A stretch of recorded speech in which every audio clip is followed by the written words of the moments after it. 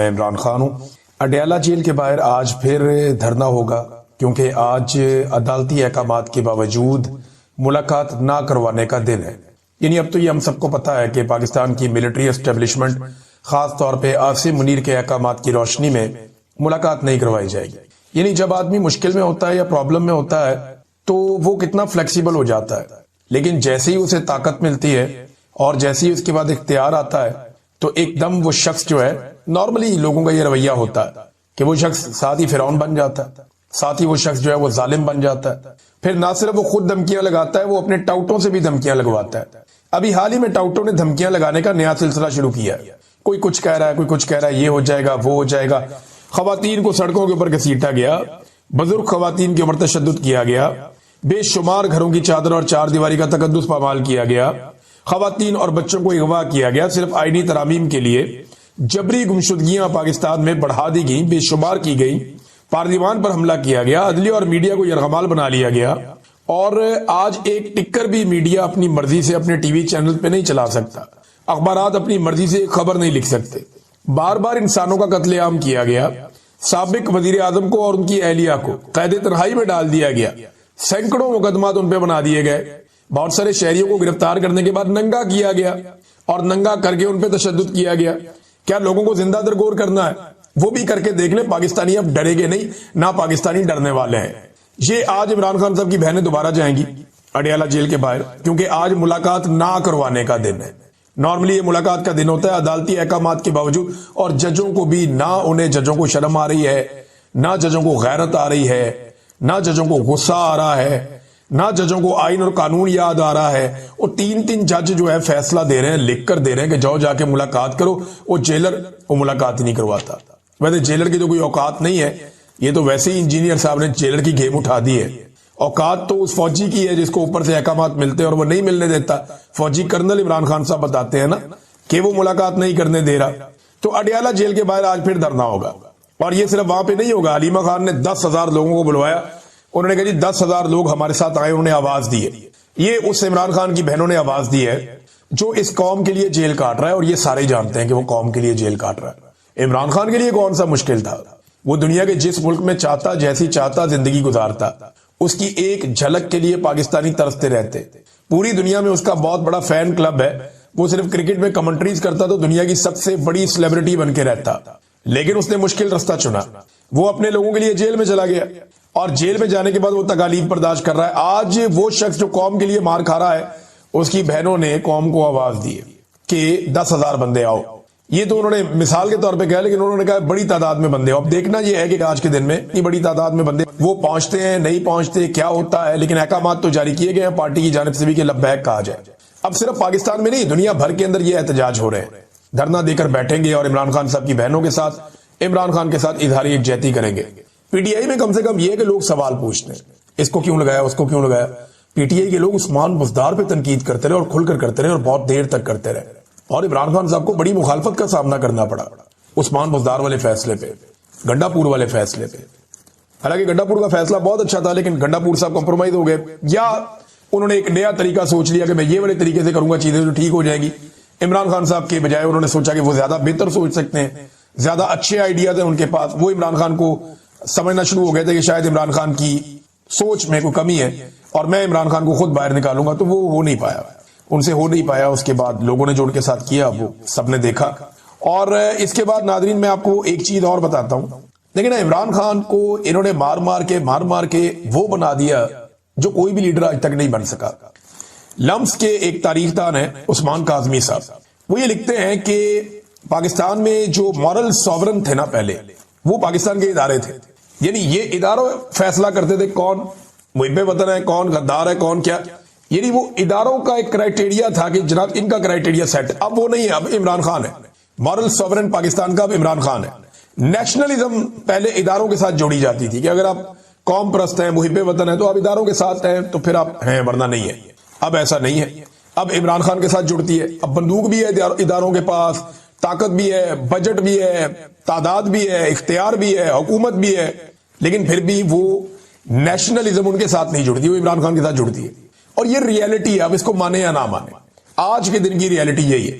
कल क्या होगा आप नहीं जानते, लेकिन आज के दिन तक यही एक रियलिटी है।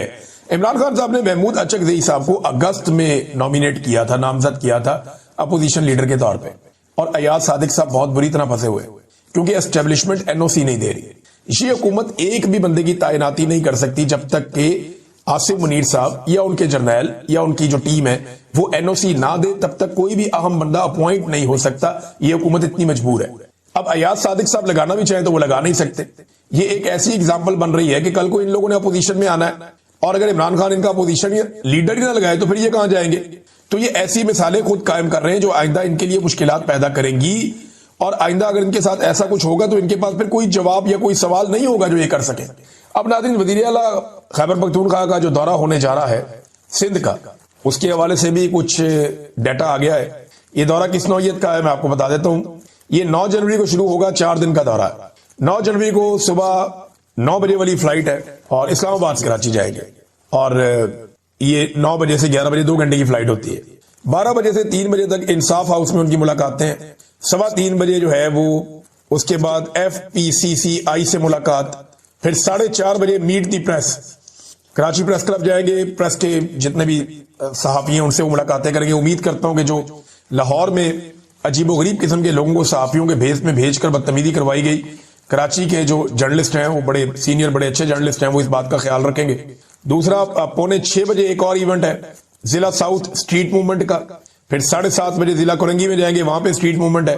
फिर कैदियों से मुलाकात करेंगे रात को, और फिर जिला मलीर के अंदर स्ट्रीट मूवमेंट है। अगले दिन ये काफिला हैदराबाद की तरफ जाएगा और कराची से हैदराबाद तक के लिए एक रैली निकलेगी सुबह 9:30 बजे, और इसमें मुख्तलिफ लोग इस्तकबाल करेंगे।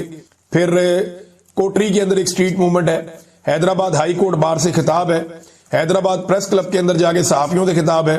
फिर स्टेक होल्डर्स राउंड टेबल है। फिर पार्टी इजलास है इंसाफ हाउस हैदराबाद के अंदर। फिर ISF कन्वेंशन है। फिर हैदराबाद में स्ट्रीट मूवमेंट है। फिर सिंध काबीना का इजलास है, और इसके बाद जनाब रात को कराची वापसी है।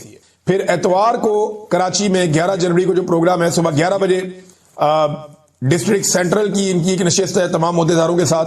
फिर जिला कैमाड़ी में स्ट्रीट मूवमेंट, जिला वेस्ट में स्ट्रीट मूवमेंट, मज़ार कायद पे हाजिरी और वहां पे आवाम से खिताब है। यहां पे उम्मीद की जा रही है बड़ी तादाद में लोग आएंगे। 4:30 बजे का वक्त रखा गया है शाम का। 6:30 बजे जो है वो इजलास है दोबारा से, और फिर यूथ विंग स्ट्रीट मोबिलाइजेशन है।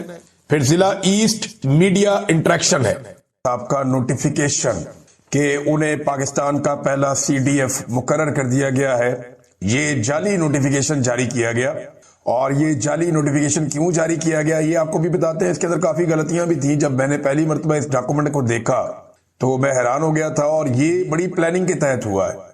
अच्छा, आसिम मुनीर साहब का नोटिफिकेशन ही ज्यादा इम्कान है कि उनका हो जाएगा CDF के तौर पे। जो कबाहतें हैं उनको दूर किया जा रहा है, ज्यादा इम्कान तो उनका ही है।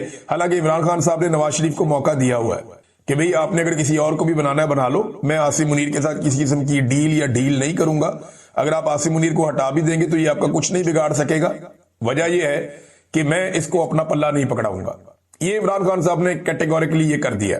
ये जो इमरान खान साहब का स्टेटमेंट उनकी बहन उज़मा खान के जरिए से बाहर आया, उस हवाले से इमरान खान साहब ने कैटेगोरिकली क्लियरली जो है वो ये एक तरह का ये स्टेटमेंट के अंदर बता दिया कि जनाब मैं नहीं इनको कोई पल्ला पकड़ाऊंगा या मैं इनको कोई आसरा नहीं दूंगा। आपने जो करना है इनके साथ करें, नया बंदा लाना आप ले आए, इससे अच्छा मौका आपको नहीं मिलेगा। ये मेरे अल्फाज आप बांध लीजिएगा और लिख कर अपने पास रख लीजिएगा कि इस लेवल की नफरत के साथ जो इस वक्त मिलिट्री एस्टेब्लिशमेंट की क़यादत के अंदर है, इस लेवल की नफरत के साथ एक दुकान नहीं चल सकती जिस लेवल की नफरत के साथ एक मुल्क या इदारा चलाने की कोशिश की जा रही है, नहीं चल सकती। फिर यह भी याद रखिएगा कि अगर ये नोटिफिकेशन हो जाता है तो इमरान खान साहब के बाहर आने का कोई इम्कान नहीं है, क्योंकि आसिम मुनीर साहब इमरान खान साहब को कभी भी जेल से बाहर नहीं आने देंगे जब तक इमरान खान साहब के पास मकबूलियत है, और इमरान खान साहब अपनी मकबूलियत को कभी भी तबाह नहीं होने देंगे कोई डील करके। लिहाजा फिर एक ही रास्ता रह जाएगा जो इमरान खान साहब पहले कह चुके हैं, सड़कों पे आओ। आप देखिए, इमरान खान ने हमेशा सबके लिए मार्जिन रखा, पॉलिटिकल लोग रखते भी हैं। इमरान खान साहब ने जनरल बाजवा के लिए भी एक मार्जिन रखा था, कभी नाम लेकर उन पे इस तरह से अटैक नहीं किया था जब तक कि वो ड्यूटी पे थे। बहुत सारे और लोगों के लिए भी इमरान खान साहब ने, नदीम अंजुम के लिए भी एक मार्जिन रखा था, मौजूदा DG ISI के लिए भी इमरान खान साहब ने एक मार्जिन रखा है। लेकिन इमरान खान साहब ने आसिम मुनीर साहब के लिए वो मार्जिन नहीं रखा। वो इस बात पे कंफर्म है इमरान खान साहब कि ये आदमी मुझे नहीं छोड़ेगा, हम वो दो तलवारें जो एक नियाम में नहीं रह सकती, और अगर मैंने बाहर आना है तो सड़कों पे मुजामत के जरिए से ही बाहर आना है। तो इमरान खान साहब ने सड़कों पे मुजामत का जो रास्ता अवाम को दिखाया है, वही एक रास्ता रह जाएगा इमरान खान साहब के बाहर आने का। नवाज शरीफ साहब को एक बात तो और भी कंफर्म आप कर लें कि अगर आसिम मुनीर साहब को मौका मिल गया तो वो नवाज शरीफ साहब को कंफर्टेबल पोजीशन में नहीं आने देंगे। उनकी बेटी वजीर आला रहे, भाई उनका वजीर आजम रहे, लेकिन नवाज शरीफ की वो पहले वाली मौजे या उन्हें लगता है कि नवाज शरीफ खुद आ जाएंगे, ये वो शायद नहीं होने देंगे।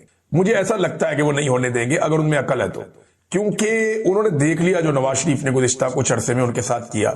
और 26 नवंबर को इमरान खान के बारे में जो नवाज शरीफ का स्टेटमेंट था उसको अगर आप उठाकर देखें तो वहां पे भी एक बहुत बड़ा मैसेज है। अब नून लीग उस मैसेज से पीछे हटती जा रही है, लेकिन अब पछता है क्या जब चिड़ियां चुग गई खेत।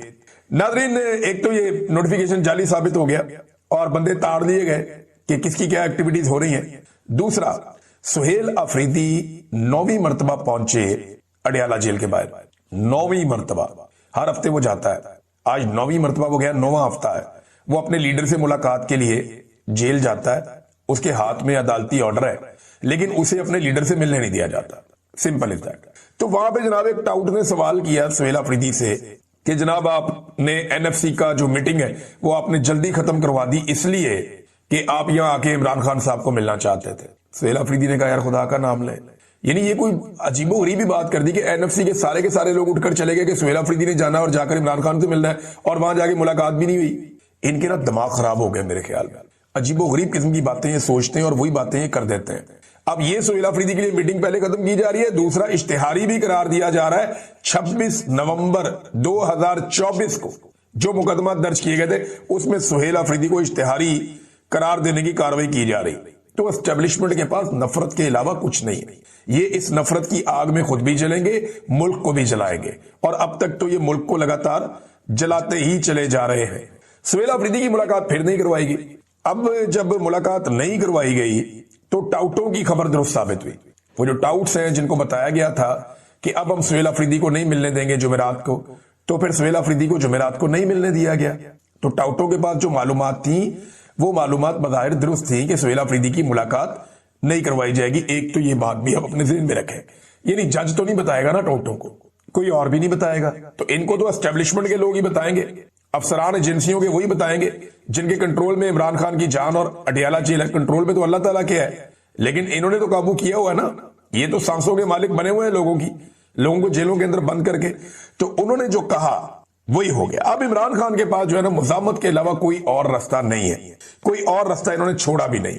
और इमरान खान साहब का अपना करैक्टर आप देख लें या उनकी आप सियासत देख लें, अब इन दोनों चीजों का इन्हिसार या तकाजा मुजामत पे ही होगा। वजह यह है कि इमरान खान साहब का अपना किरदार मुजामत के अलावा किसी और रास्ते पे जाने वाला है ही नहीं, वो इधर ही जाएंगे। वो जिस आदमी को गोलियां लगे और वो बाहर निकलकर मुक्का लहरा रहा हो, ये तो आप किसी और को गोलियां मार के देखें ना कि वो किस तरह एम्बुलेंस में जाता है। जो आदमी 70 साल की उम्र में गोलियां खा के बाहर निकलकर मुक्का लहरा रहा हो, उस आदमी का करैक्टर क्या होगा? वो मुजामत में ही जाएगा, वो मफामत में नहीं जाएगा। दूसरा, जो इमरान खान साहब की सियासत आज खड़ी है जिस मुकाम पे, वो मुजामत की वजह से खड़ी है। मफामत की वजह से वो बहुत डाउन चले जाते, जैसे जरदारी साहब या नवाज शरीफ साहब चले गए। बहरहाल इस फेक न्यूज ने पाकिस्तान के पूरे सिस्टम को हिला दिया। जो तारर्स हैं दोनों, अता और दूसरा वजीर कानून, दोनों तारर्स बैठे, एक प्रेस कॉन्फ्रेंस की उन्होंने, और 4 बजे के करीब उनकी प्रेस कॉन्फ्रेंस थी। और इस प्रेस कॉन्फ्रेंस में उन्होंने अडयाला जेल के मामला डिस्कस किए। पहले शायद ये था कि नोटिफिकेशन के मामला डिस्कस होंगे, लेकिन क्योंकि कोई डेवलपमेंट नहीं थी तो फिर इन्होंने अडयाला जेल के मामला डिस्कस किए। और अब इन्होंने अनाउंस कर दिया कि उज़मा खानम की भी मुलाकात नहीं होगी आज के बाद। भाई आप कौन होते हैं फैसला करने वाले की मुलाकात उज़मा खानम की नहीं होगी? वो इमरान खान की बहन है, उसके पास ये आईनी और कानूनी हक है कि वो जाए और जाकर अपने भाई से मुलाकात करे। ये हक अलीमा खानम के पास भी है, नौरीन खानम के पास भी है। तो अगर अगली मर्तबा नौरीन खानम कोई पैगाम लेकर बाहर आ जाती हैं तो आप कहेंगे कि आज के बाद नौरीन खानम की भी मुलाकात नहीं होगी। 20 तारीख को इमरान खान साहब का एक केस लगा हुआ है अदालत में अडयाला जेल के अंदर। ये पिछले 2 महीने से इसको पेंड किया जा रहा है। पहले 1 तारीख दी गई, फिर दूसरी तारीख दी गई, अब दिसंबर की 20 तारीख दी गई है। तो शखाना 2। अब ये केस जब अदालत में लगेगा तब तो इमरान खान साहब की फैमिली, वकला सारे जाएंगे। अगर एक और डेट ना दे दी गई और नोटिफिकेशन या ऐसी चीजें ना फंस गई तो फिर इमरान खान साहब का ये केस लगेगा, तो इमरान खान साहब का स्टेटमेंट तो फिर बाहर आ जाएगा। तो आप इमरान खान की जुबानबंदी कर नहीं सकते। इमरान खान साहब ने जो कुछ कहना था वो कह दिया और बहुत सारी चीजें अब रिकॉर्ड का हिस्सा बन चुकी हैं। फैसल वाडा जैसे लोग हो गए या बहुत सारे और टाउट्स हो गए, ये लोग जब बात करते हैं ना तो इससे एक फायदा बहुत हुआ। ये जो छोटी सी लड़ाई हुई ना, एक झड़प हुई मौजूदा हुकूमत में और एस्टेब्लिशमेंट में, बजाय एक झड़प हुई, इस झड़प के अंदर एक फायदा हुआ कि जो असासे थे ना इनके बैठे हुए मुख्तलिफ जगह पे, वो आइडेंटिफाई हो गए कि इनमें से कौन कौन सा नून लीग के साथ चला जाएगा और कौन कौन सा एस्टेब्लिशमेंट के बूटों के साथ और तस्मों के साथ लटक जाएगा।